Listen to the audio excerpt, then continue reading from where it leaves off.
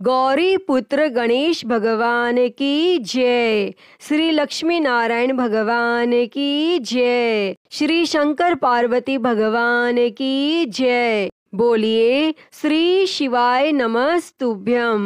प्रिय भक्तजनों, आज मार्गशीर्ष यानी अगहन मास की अमावस्या तिथि है और आज हम इस वीडियो में मार्गशीर्ष अगहन मास की अमावस्या की कथा सुनेंगे। तो आप सभी भक्तजन बड़ी ही श्रद्धा, ध्यान पूर्वक और प्रसन्नचित्त मन से इन कथाओं को पूरा अवश्य सुनिएगा। तो सभी प्रेम से बोलिए श्री शंकर पार्वती भगवान की जय। प्राचीन कथा के अनुसार एक बार एक गांव में गरीब ब्राह्मण का परिवार रहता था। उसके परिवार में वह, उसकी पत्नी और एक पुत्री थी। समय के साथ साथ पुत्री बड़ी हो रही थी और उम्र बढ़ने के साथ साथ पुत्री में स्त्रियोचित गुणों का भी विकास हो रहा था और ब्राह्मण की पुत्री बहुत ही सुंदर, संस्कारवान और गुणवान थी। लेकिन ब्राह्मण गरीब था, इसीलिए उसका विवाह नहीं कर पा रहा था। तब एक दिन की बात है कि उस ब्राह्मण के घर एक साधु आते हैं और जब वे उस कन्या के सेवा भाव को देखते हैं तो काफी प्रसन्न हो जाते हैं और उस कन्या को लंबी आयु का आशीर्वाद देते हुए कहते हैं कि इस कन्या की हथेली में विवाह की रेखा नहीं है। और तब यह सुनकर ब्राह्मण ने उस साधु से पूछा कि ऐसा क्या किया जाए कि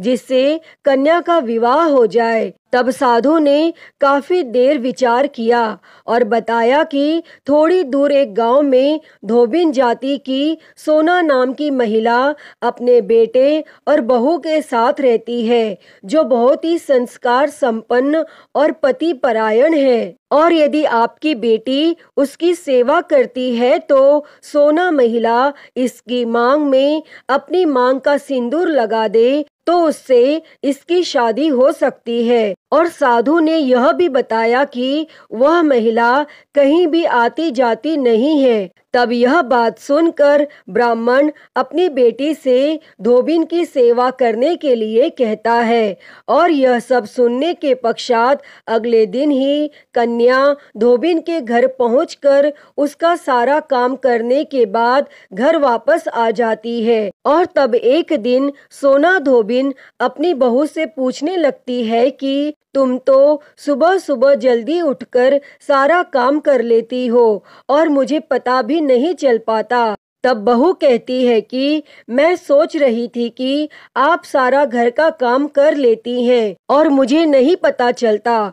अब दोनों सास बहू यह सोचने लगती है कि यदि हम घर का काम नहीं कर रहे तो घर का काम कौन करके चला जाता है।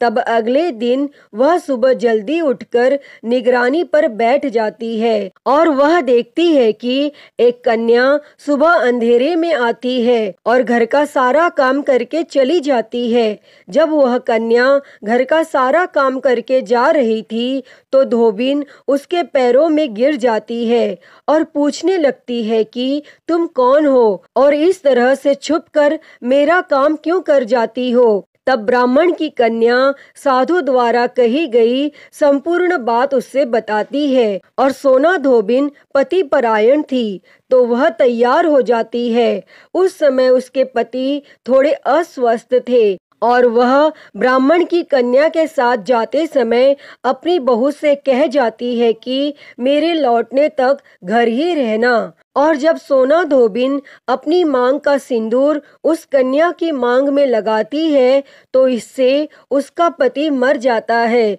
और जैसे ही यह बात धोबिन को पता चली तो वह घर से यह सोचकर चलती है कि कहीं रास्ते में पीपल का पेड़ मिलेगा तो उसे भौंरी देकर और परिक्रमा करने के पश्चात ही वह जल ग्रहण करेगी, क्योंकि वह घर से निर्जला ही चली थी और उस दिन सोमवती अमावस्या का दिन था। तब ब्राह्मण के घर पहुंचने के पश्चात उसने पूरे पकवान नहीं खाए। उसकी जगह उसने ईंट के 108 बार टुकड़े करके पीपल के वृक्ष को 108 बार भौंरी देकर परिक्रमा की और उसके पश्चात ही जल ग्रहण किया। तब ऐसा करने से उसके पति फिर से जीवित हो गए और उसी दिन से सोमवती अमावस्या का महत्व स्थापित हो गया। पीपल के वृक्ष में देवों का वास होता है और जो भी व्यक्ति इस अमावस्या के दिन व्रत कथा को ध्यान से सुनता है अथवा पढ़ता है, भगवान निश्चित ही उसकी सभी मनोकामनाएं पूरी करते हैं। इसीलिए सोमवती अमावस्या के दिन से शुरू करके जो व्यक्ति हर अमावस्या के दिन भौंरी देता है उसके सुख और सौभाग्य में वृद्धि होती है। पीपल के पेड़ में सभी देवों का वास होता है, अतः जो व्यक्ति हर अमावस्या को न कर सके वह सोमवार को पड़ने वाली अमावस्या के दिन 108 वस्तुओं की भौंरी देकर सोना धोबिन और गौरी गणेश की पूजन करता है, उसे अखंड सौभाग्य की प्राप्ति होती है। और ऐसी प्रचलित परंपरा है कि पहली सोमवती अमावस्या के दिन धान, पान, हल्दी, सिंदूर और सुपारी की भौंरी दी जाती है और उसके बाद की सोमवती अमावस्या को अपने सामर्थ्य के हिसाब से फल, मिठाई, सुहाग सामग्री, खाने की सामग्री इत्यादि की भौंरी दी जाती है और फिर भौंरी पर चढ़ाया गया सामान किसी सुपात्र ब्राह्मण, ननंद या भांजे को दिया जाता है। अतः हे शंकर पार्वती भगवान जी, इस कथा को कहते, सुनते और हुंकारा भरते सभी पर सदैव अपनी कृपा बनाए रखना, सभी को अखंड सुहाग देना। तो सभी प्रेम से बोलिए श्री शंकर पार्वती भगवान की जय। प्रिय भक्तजनों, आइए अब सुनते हैं सभी मनोकामनाओं को पूरी करने वाली अगली कथा। एक राज्य में एक राजा और एक रानी रहते थे, जिनकी 4 संतानें थीं, 2 लड़के और 2 लड़की। एक लड़की का नाम पूर्णिमा और दूसरी लड़की का नाम अमावस्या था। पूर्णिमा घर के कामों में निपुण थी और घर का पूरा काम करती थी और भगवान की पूजा अर्चना भी किया करती थी। इसके अतिरिक्त वह गौ माता की सेवा भी किया करती थी और उसकी दूसरी बहन अमावस्या ना ही घर का कोई काम करती थी और ना ही भगवान की पूजा अर्चना करती थी और ना ही गौ माता की सेवा करती थी। पूर्णिमा सर्वगुण संपन्न थी, फिर भी राजा और रानी अपने दोनों बेटों तथा पुत्री अमावस्या को ही प्यार करते थे और वह पूर्णिमा से प्यार नहीं करते थे, उसके साथ भेदभाव करते थे। राजा के चारों पुत्र और पुत्री धीरे धीरे बड़े हो रहे थे।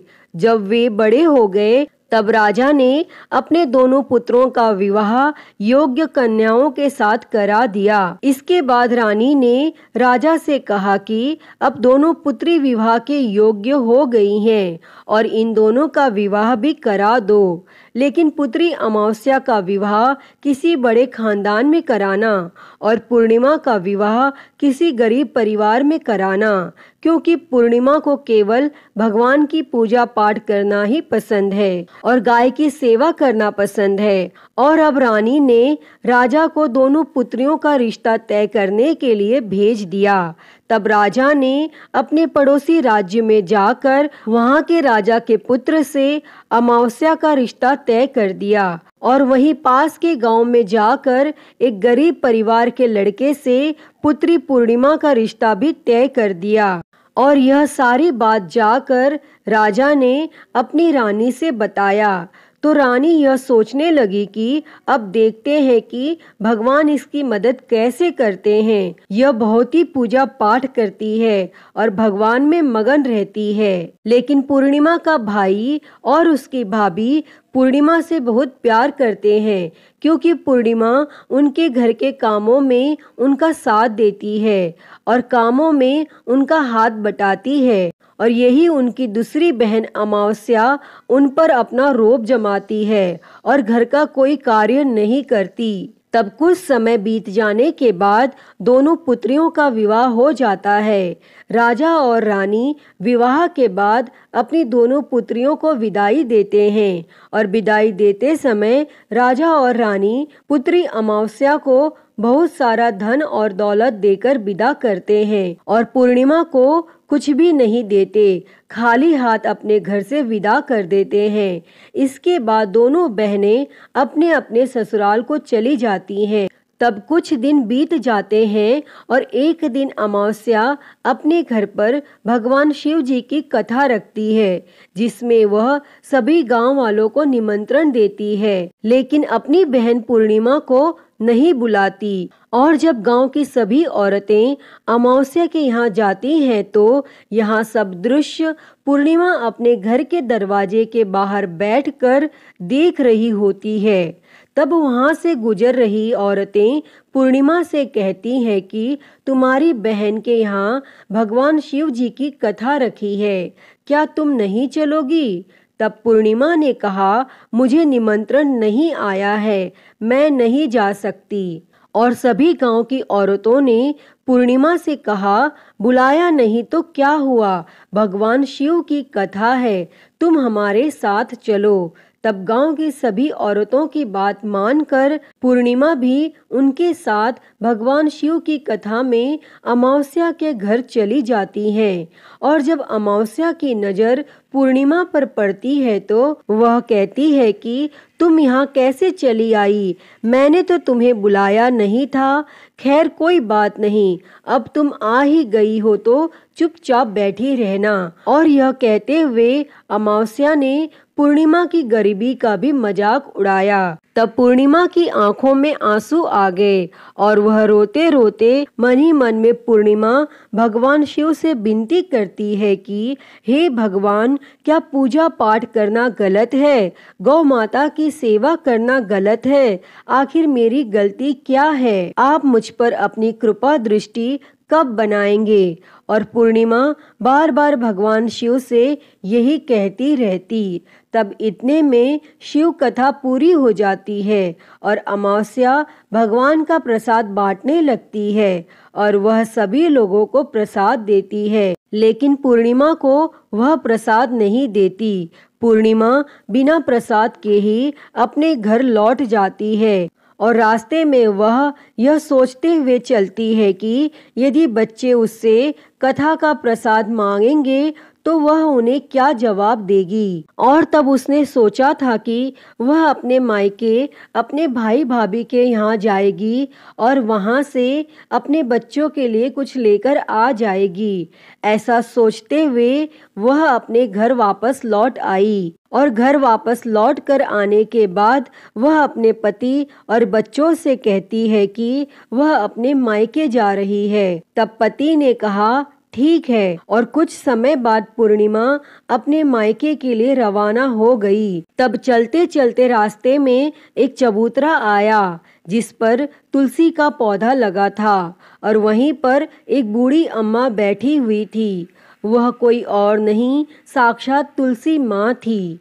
और उस बूढ़ी माता ने पूर्णिमा से कहा, बिटिया तुम कौन हो और कहाँ जा रही हो? तब पूर्णिमा अपना परिचय देती है और परिचय देने के बाद बूढ़ी औरत ने पूर्णिमा से कहा कि यहाँ तुलसी का पौधा सूख रहा है, इसमें थोड़ा सा पानी डाल दो और इस चबूतरे की साफ सफाई कर दो, जिससे मुझे थोड़ी ठंडक मिलेगी। तब पूर्णिमा ने कहा कि ठीक है माँ, मैं तुलसी में पानी डाल देती हूँ और यहाँ की साफ सफाई भी कर देती हूँ। फिर पूर्णिमा ने साफ सफाई करने के बाद बूढ़ी अम्मा को भी नहला दिया और बूढ़ी अम्मा की भी सेवा की, उनके पैर दबाए और बूढ़ी अम्मा से कहा कि माँ जी और बताइए मैं आपकी क्या सेवा करूँ, और कोई काम है तो बता दीजिए, मैं वह भी कर दूंगी। तब बूढ़ी अम्मा ने कहा, कुछ नहीं, अब तुम जाओ और वापस आते समय मुझसे मिलते हुए जाना। तब पूर्णिमा ने बूढ़ी अम्मा से कहा, ठीक है माँ जी, मैं जाती हूँ और वापस आते वक्त आपसे मिलते हुए जाऊंगी। तब कुछ समय आगे चलने के बाद एक शिव मंदिर आया और वहां पर उसे एक बूढ़े बाबा मिले जो मंदिर के बाहर बैठे हुए थे और वह कोई और नहीं, साक्षात भोलेनाथ थे। उन्होंने पूर्णिमा से कहा कि कहाँ जा रही हो बेटी, तुम कौन हो? तब पूर्णिमा ने अपना परिचय दिया। तब उस बूढ़े बाबा ने पूर्णिमा से कहा, इस चबूतरे की और इस मंदिर की सफाई कर दो। तब पूर्णिमा ने मंदिर की और चबूतरे की साफ सफाई कर दी और वहां पर पूजा पाठ अर्चना भी की। और साफ सफाई पूजा अर्चना करने के बाद उसने बूढ़े बाबा को भी नहला दिया और उनसे कहा कि बाबा और कोई काम हो तो बताइए। तब बूढ़े बाबा ने कहा, नहीं बेटी, अब तुम जाओ और वापस आते वक्त मुझसे मिलते हुए जाना। तब पूर्णिमा ने कहा, ठीक है बाबा, मैं जाती हूँ, वापस आते हुए आपसे मिलते हुए जाऊंगी। और आगे चलते चलते कुछ दूर चलने के बाद पूर्णिमा को एक काली जी का मंदिर दिखा।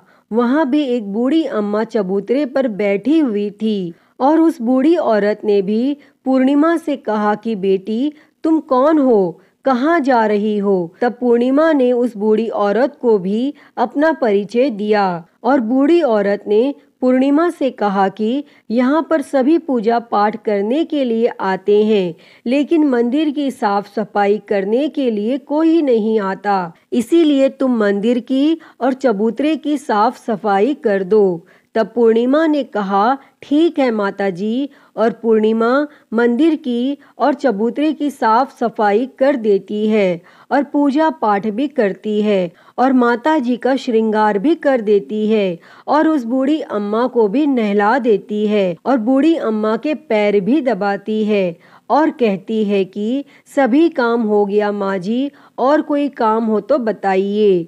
तब बूढ़ी अम्मा कहती है कि नहीं बेटी, अब तुम जाओ, लेकिन वापस आते वक्त मुझसे मिलते हुए जाना। तब पूर्णिमा कहती है, ठीक है, और वह आगे चली जाती है।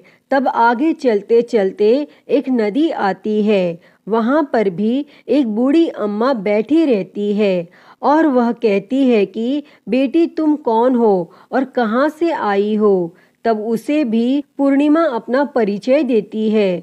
तब बूढ़ी औरत पूर्णिमा से कहती है कि नदी पर स्नान करने तो यहाँ पर सब आते हैं, लेकिन यहाँ की साफ सफाई कोई नहीं करता, इसीलिए तुम इस किनारे पर साफ सफाई कर दो। तब पूर्णिमा कहती है, ठीक है माँ जी, और वह वहाँ की साफ सफाई कर देती है और उस बूढ़ी अम्मा के पैर दबा देती है और कहती है, माँ जी, और कोई काम हो तो बताइए। तब बूढ़ी औरत कहती है कि कुछ नहीं बेटी, तुम जाओ, लेकिन वापस आते वक्त मुझसे मिलते हुए जाना। और वह पूर्णिमा नाव में बैठकर नदी के दूसरे किनारे पहुंच जाती है और वह अपने मायके पहुंच जाती है और वहां पर पूर्णिमा के भाई और भाभी उसे देखकर बहुत खुश हो जाते हैं और वे पूर्णिमा की बहुत खातिरदारी करते हैं और उससे बहुत सारी बातें करते हैं और कहते हैं कि बच्चों को भी साथ में लेकर आती तो बहुत अच्छा होता। और अब कुछ समय के बाद पूर्णिमा ने वापस अपने ससुराल जाने को कहा तो उसकी भाभी ने उसके लिए एक साड़ी दी और थैले में बच्चों के लिए कपड़े और खाने पीने की कुछ चीजें रख दी और कहा कि तुम बहुत दिनों के बाद आती हो। और पूर्णिमा की भाभी ने यह थैला पूर्णिमा के हाथ में दे दिया और कहा कि जाओ और जल्दी वापस आना। इसके बाद पूर्णिमा वहां से अपने ससुराल के लिए रवाना हो गई और उसी नदी के किनारे पहुंची और नाव में बैठकर दूसरे किनारे पर उतर गई। और वहां उतरने के बाद वहां पर उसे वह बूढ़ी अम्मा मिली जो साक्षात गंगा मैया थी और उस बूढ़ी अम्मा ने पूर्णिमा को एक थैला दिया और कहा कि इसे तुम अपने घर जाकर ही खोलना। और अब पूर्णिमा के पास 2 थैले हो गए थे और उन्हें लेकर पूर्णिमा वहां से रवाना हुई। आगे कुछ दूर चलने पर काली माँ का मंदिर आया और वहां पर काली माँ बूढ़ी माँ के रूप में विराजमान थी। तब बूढ़ी अम्मा ने कहा, आ गई बेटी पूर्णिमा। तब पूर्णिमा ने कहा, हाँ माँ जी मैं आ गई। तो काली माँ ने उसे एक थैला दिया और कहा, तुम यह थैला अपने घर जाकर खोलना। और अब पूर्णिमा के पास 3 थैले हो गए थे। तीनों थैली लेकर पूर्णिमा आगे बढ़ी और कुछ दूर जाने पर भगवान शिव जी का मंदिर आया, जहां बूढ़े बाबा के रूप में भगवान शिव जी स्वयं विराजमान थे। तब बूढ़े बाबा ने कहा, पूर्णिमा तुम वापस आ गई। तब पूर्णिमा ने कहा, हाँ बाबा मैं वापस आ गई। तब बूढ़े बाबा ने भी पूर्णिमा को एक थैला दिया और कहा कि यह थैला तुम घर जाकर ही खोलना। तब पूर्णिमा ने कहा, ठीक है। और अब पूर्णिमा के पास 4 थैले हो गए थे और अब पूर्णिमा 4 थैले कैसे ले जाती। तब उसने एक पुरानी साड़ी निकाली और उन सभी थैलों का एक गड्ढा बनाया और अपने सर पर रखकर वहां से रवाना हो गई। तब कुछ दूर जाने के बाद उसे तुलसी माँ बूढ़ी औरत के रूप में मिलती है और कहती है, पूर्णिमा तुम आ गई। तब पूर्णिमा कहती है, हाँ माँ जी मैं आ गई। तब वह बूढ़ी औरत भी उसे एक थैला देती है और कहती है कि यह थैला तुम अपने घर जाकर ही खोलना। तब पूर्णिमा कहती है, ठीक है माँ जी। और अब पूर्णिमा के पास 5 थैले हो गए थे। तब पूर्णिमा वहां से रवाना हुई और अपने घर पहुंच गई। तब पूर्णिमा ने सारा सामान नीचे रखा और सबसे पहले अपने मायके का थैला खोलकर देखने लगी तो उसमें बच्चों के लिए अच्छे अच्छे कपड़े और खाने पीने की चीजें थी और उसमें कुछ गहने भी थे। और पूर्णिमा ने कपड़े अपने बच्चों को दे दिए और खाने पीने की चीजें भी बच्चों को दे दी और बच्चे यह सब पाकर बहुत खुश थे। अब पूर्णिमा ने दूसरा थैला खोला जो उसे गंगा मैया ने दिया था। उसमें ढेर सारे हीरे जवाहरात सोने चांदी आदि थे। इसके बाद अब पूर्णिमा ने तीसरा थैला खोला जो उसे काली माँ ने दिया था तो उसमें बहुत सारा सोना श्रृंगार का सामान भरा हुआ था। इसके बाद पूर्णिमा ने चौथा थैला खोला जो उसे भगवान शिव ने दिया था। उसमें बहुत सारा धन संपत्ति भरा हुआ था और बहुत सारी खुशियां भरी हुई थी। इसके बाद अब पूर्णिमा ने 5वां थैला खोला जो उसे तुलसी माँ ने दिया था और वह थैला चावल दाल और 7 प्रकार की खाने की चीजों से भरा हुआ था। अब पूर्णिमा के घर में किसी भी चीज की कमी नहीं थी। उसका घर धन धान्य से भरा हुआ था और परिपूर्ण था। अब पूर्णिमा और उसका परिवार सुख से जीवन व्यतीत करने लगा। अब पूर्णिमा के मन में विचार आया कि क्यों ना शिवजी की कथा कराई जाए। तब उसने शिवजी की कथा में एक कार्यक्रम रखा और पूर्णिमा ने गांव के सभी लोगों को निमंत्रण दिया और घर घर जाकर सभी लोगों को बुलाया। और पूर्णिमा अपनी बहन अमावस्या के घर भी गई और अमावस्या को भी भगवान शिवजी की कथा के लिए उसने अपने घर पर बुलाया। और जब अमावस्या पूर्णिमा के घर शिवजी की कथा में आई तो उसने देखा कि पूर्णिमा के घर में किसी भी चीज की कोई कमी नहीं है। इतना सारा धन दौलत देखकर अमावस्या आश्चर्यचकित हो गई। तब उसने पूर्णिमा से कहा कि तुम्हारे घर में इतनी धन दौलत कहाँ से आई। तब पूर्णिमा ने कहा, देखो बहन, तुमने शिवजी की कथा में मुझे नहीं बुलाया था, फिर भी मैं चली आई और तुमने मुझे प्रसाद तक नहीं दिया था और मेरी गरीबी का मजाक भी उड़ाया था। उसके बाद मैं अपने घर आ गई और घर आते हुए मन ही मन सोच रही थी कि अपने मायके जाऊंगी और मैं अपने मायके चली गई। तब जो कुछ घटना इस बीच हुई वह सभी घटना उसने अपनी बहन अमावस्या को बता दी। तब अमावस्या कहती है कि तुम भी मुझे प्रसाद मत दो और मुझे डांट लो, लेकिन पूर्णिमा ने कहा कि यह तो भगवान का प्रसाद है, मैं तो सबको दूंगी और तुम्हें भी दूंगी। फिर भी अमावस्या ने प्रसाद नहीं लिया और वह सीधे अपने घर चली गई और घर जाकर अपने बच्चों से कहकर वह अपने मायके जाने के लिए तैयार हो गई और मायके के लिए निकल गई। और उसे भी रास्ते में चलते चलते तुलसी माँ मिली, जो चबूतरे पर बूढ़ी माँ के रूप में बैठी हुई थी। तब बूढ़ी माँ ने अमावस्या से कहा, बेटी कौन हो तुम, कहाँ जा रही हो? तब अमावस्या ने अपना परिचय दिया। तब बूढ़ी माँ ने कहा कि बेटी, यह तुलसी का पौधा सूख रहा है, इसमें थोड़ा सा पानी डाल दो और इस चबूतरे की साफ सफाई कर दो। इस पर अमावस्या ने कहा, बुढ़िया, तुझे दिखाई नहीं दे रहा कि मैंने इतनी महंगी साड़ी पहन रखी है, यह गंदी हो जाएगी। और वह ऐसा कहकर वहां से आगे चली गई। आगे जाने पर उसे भगवान शिव मिले और उन्हें भी अमावस्या ने ऐसा ही कहा। उसके बाद आगे जाने पर उसे काली माँ मिली और उन्हें भी अमावस्या ने यही सारी बातें कही। तब आगे जाने पर उसे गंगा माँ मिली और गंगा माँ से भी इसने यही सब कहा और आगे चली गई। और इसके बाद अमावस्या जब नाव में बैठने लगी तो नाव में फूलों की जगह कांटे भरे थे जो उसके पैरों में चुभ रहे थे और वह किनारे पर उतरकर अपने मायके चली गई। और जब मायके में उसको उसकी भाभियों ने तथा भाइयों ने देखा तो मन ही मन कहने लगे कि काम की न काज की, 2.5 मन अनाज की। अब आ ही गई हो तो ठीक है, पूर्णिमा तो हमारे कामों में हाथ बटाती थी और यह कोई काम करेगी तो नहीं। अब उन्होंने खाना बनाया और खा पीकर सभी सो गए। और अमावस्या जब सुबह उठी और अपनी भाभियों से कहा कि मैं अपने ससुराल जा रही हूँ, तब उन्होंने कहा कि ठीक है, जाओ। तब अमावस्या बोली, पूर्णिमा को तो तुमने एक थैला दिया था और मुझे कुछ नहीं दोगे क्या? तब भाई और भाभी ने कहा, तुम घर जाओ, थैले तुम्हारे घर पहुंच जाएंगे।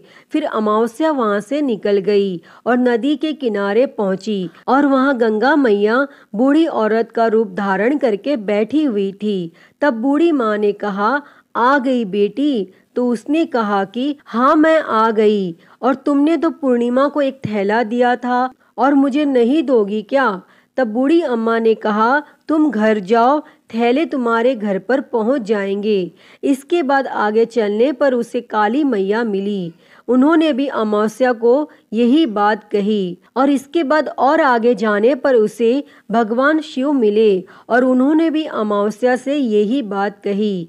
तब थोड़ी और आगे जाने पर उसे तुलसी माँ मिली और तुलसी माता ने भी अमावस्या से यही कहा कि तुम घर जाओ, थैले तुम्हारे घर पहुंच जाएंगे। तब अमावस्या अपने घर पहुंच गई और आंगन में देखा तो वहां पर 5 थैले पड़े हुए थे। तब अमावस्या ने मन ही मन सोचा कि अब तो मेरे पास बहुत सारी धन और दौलत आ जाएगी। और जल्दी जल्दी उसने सभी थैलों को खोला।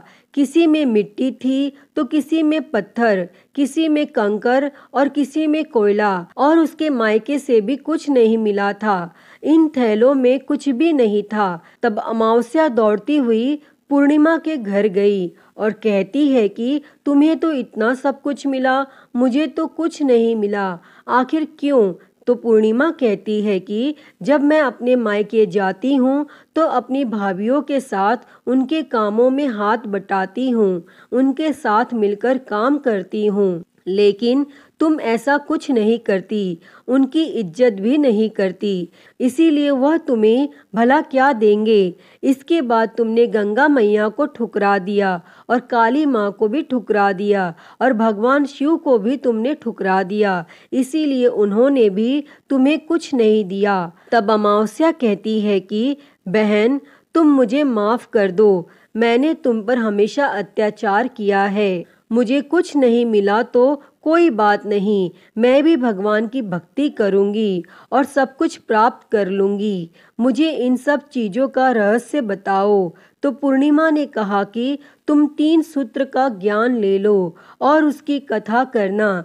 पहले सूत्र में दया मांगना, दूसरे सूत्र में कथा मांगना और तीसरे सूत्र में 108 बार ओम नमः शिवाय का जाप करना। बहन, भगवान ने यह सूत्र दिए हैं, इनको अपने हृदय में बसा लेना। मैंने भी यह 3 सूत्र अपने जीवन में अपनाए थे और सच्चे मन से भगवान की भक्ति पूजा पाठ की थी। फिर भगवान ने मुझे यह सब कुछ दिया है और तुम्हारे पास जो कुछ था वह भी सब खत्म हो गया। तब इसके बाद अमावस्या अपने घर गई और भगवान की पूजा पाठ करने लगी और भगवान शिव से माफी मांगी और गौ माता की सेवा भी की और दूसरों की मदद भी करने लगी। अतः हे भगवान भोलेनाथ जी, जिस प्रकार आपने पूर्णिमा पर अपनी कृपा दृष्टि बरसाई, वैसी ही कृपा दृष्टि इस कथा को कहते, सुनते और हुंकारा भरते